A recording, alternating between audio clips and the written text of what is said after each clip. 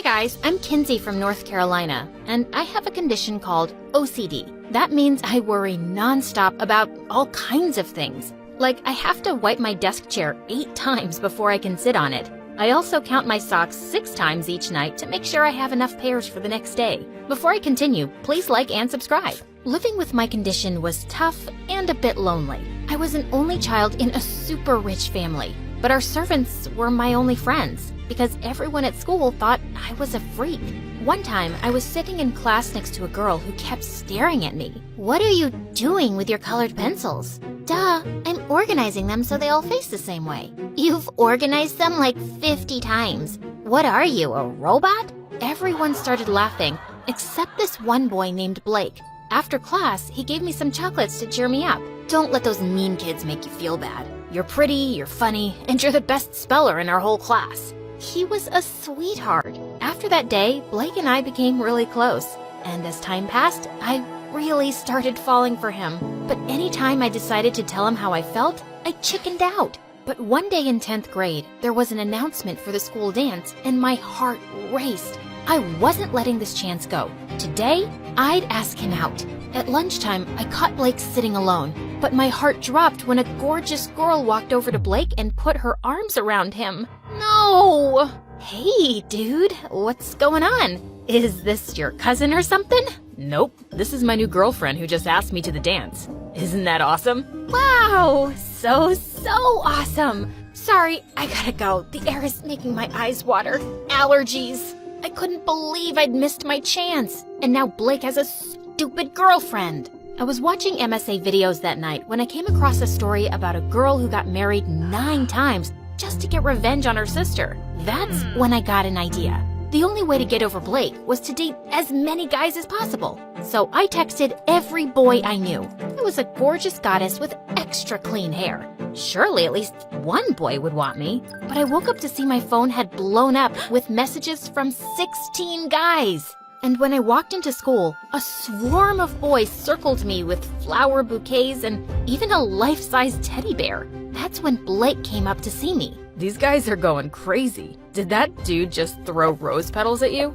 Oh, that one's been wanting to go to the dance with me. Yep, while you were with your girlfriend, I decided to get myself 16 dates. You can't go on 16 dates. That's crazy. Oh, yes, I can. You just watch.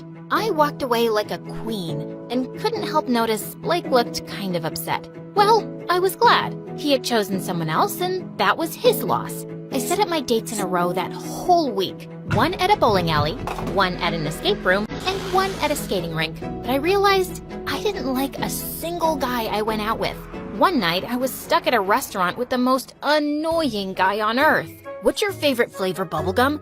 Do you like surfing? Why are you wearing rubber gloves while you eat?" I hate bubblegum and swimming in the ocean. And again, I have OCD and don't like touching silverware at public restaurants. Just then, our waiter came by and he looked around my age. "Excuse me, miss. You have an emergency call." I jumped up right away and the waiter led me to a counter. "Did anyone die? Is my mom sick or worse? They canceled MSA, my favorite channel." Oh, I just made up the emergency call. You just seemed miserable on that date, and I wanted to save you. Oh my God, you're amazing. Thank you. No, you're the worst. You made me think my mom was sick. So, how about I make it up to you after my shift ends? We can go to the park. I have a thing for girls with turquoise gloves. I laughed and immediately agreed to hang out with the guy after his shift. I found out his name was Indigo, and he actually lived close by to me. Actually, I'm homeschooled, so I come here a lot. I don't have a ton of friends. Well, now you have one. From that day on, Indigo and I started hanging out a lot. I had made a commitment to go on every one of my dates. My mission wasn't complete, so every time I'd go on a bad date at his restaurant, Indigo would come up with some excuse to rescue me, and we had the best time laughing over it. Then one day, Blake and I decided to catch up over coffee. How come you and Indigo hang out so much? I thought you were busy dating 16 guys. Now I'm down to 9 guys. I still haven't found anyone yet, but whatever. Indigo's my friend, and I really like him. Oh, so you like him. Didn't you say he doesn't have any friends? That doesn't seem a little off to you or anything. There isn't anything off about him. Why can't you just be happy that I made a new friend? He's the only person besides you who doesn't think I'm a weirdo. I am happy for you. Why wouldn't I be happy? I just don't want you getting hurt since you obviously like him. God, what a drama queen. But the more I hung out with Indigo, I wondered if Blake was onto something. Indigo was lovely, but he also never invited me to his house or told me much about himself. One night, Indigo and I were sitting by the lake, and I decided to ask him about it. I don't tell people about my life. It's too complicated. Well, I don't like hanging out with people who keep secrets. Fine, I'll hang out by myself then. At that second, Indigo ran into the lake and went underwater with his clothes on. What are you doing? The lake is polluted. You don't know what's inside it. Ugh, I'm going home. Just put your feet in. It feels nice. And remember, you can always take 100 showers after. Do you trust me, Kinsey? I was about to tell Indigo no freaking way, but then I noticed his warm brown eyes and that he was holding his arms out to me. I held his hands tight as I dipped my feet into the water. Oh my God, I'm doing it! I'm amazing! Indigo, this is a really big deal for me. Well, I'm honored to be by your side during such a big moment in your life. Indigo smiled at me, and suddenly, I pulled him close and kissed him. I felt my heart race like never before. I fell asleep thinking about Indigo that night. I could still feel his lips. But the next day, I heard a knock on my window, and it was Blake. Blake, what are you doing here? Kinsey, I'm in love with you. I've been in love with you for years, but I never had the guts to tell you. That's why I got a girlfriend, but I ended things between us. You're the only one I want to be with. I couldn't speak. My head was spinning. I wanted to hear those words for so long. So, do you love me back? Can you squeeze in a 10th guy to date? Before I could reply, there was another knock at my window, and it was Indigo. Well, I understand everything now. Indigo is the guy you love. I came over because I never heard back from you after we kissed. Is it because you're in love with him? Oh God, oh God. I sat on my bed and both boys sat on either side of me. Okay, it's true. I like both of you, but I don't know who I like more, and I don't want to hurt anyone. Fine then. There's only one way to settle this. You cancel the rest of your 9 dates and date both of us for a few weeks, and then decide who you want to be with. Indigo agreed, and suddenly the two of them were arguing about where they'd take me and what gifts they'd buy. I kicked them both out so I could go to sleep and take a frickin' bubble bath. But I agreed to their date plan since it was probably the best course of action. Blake was first and invited me over to his house for a candlelit dinner. He was even wearing a suit and playing romantic music. I thought the two of us could have a slow dance before we ate. I actually would love that. Blake pulled me close and my heart fluttered. Even with everything that had happened, I did still love him. But then suddenly, Blake pulled away. What happened to your hands, Kinsey? They're not peeling or red anymore. They look normal. I've been washing my hands a little less. Still a lot, but not 30 times a day. Oh, you wouldn't believe what Indigo made me do the other day. I told Blake about how I dipped my feet into the lake, and he looked really surprised. That's really big for you, isn't it? I'm glad. Anyway, let's have dinner. I had all your favorites made. The next evening, Indigo took me out to see the symphony, and later we went out for a moonlit walk. We ended up roaming the streets for 2 hours because I wanted to count 333 lampposts, and Indigo was more than happy to oblige. The next couple of weeks were a whirlwind of romantic dates, but making my decision wasn't getting any easier. Blake was the boy I'd always loved, but Indigo had left his mark in a short time, and now I couldn't imagine not having him in my life. A few days later, I was having a picnic with Indigo when he turned to me, looking serious. Kinsey, it's about time I told you the truth. The reason I'm homeschooled and why I don't have any friends is because I have a serious illness, and I'm in and out of the hospital a lot. And I never ask you to come over because my parents are really overprotective and they fuss over me a lot. I didn't want to freak you out with all that. Wow, Indigo, that sounds tough.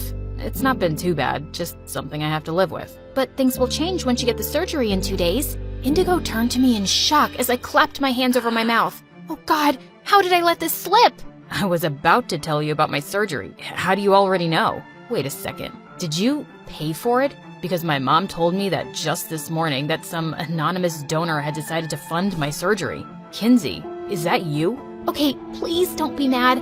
I once saw you taking your meds secretly, and I just wanted to know what was going on with you. So I went to your house and met your mom. She told me everything. I'm sorry, I wasn't trying to be nosy. It's just because I care. I can't accept such a big favor from you. It's not a favor, and you don't have a choice. I know your illness is more serious than you're letting on. You have to do this. You're running out of time. Okay, you're right. I can't thank you enough, Kinsey. Save your speeches for later. You just focus on the surgery now and getting well really soon. The day of the surgery, I reached the hospital an hour before, and I was going to Indigo's room when Blake appeared. I'm so glad you're here, Blake.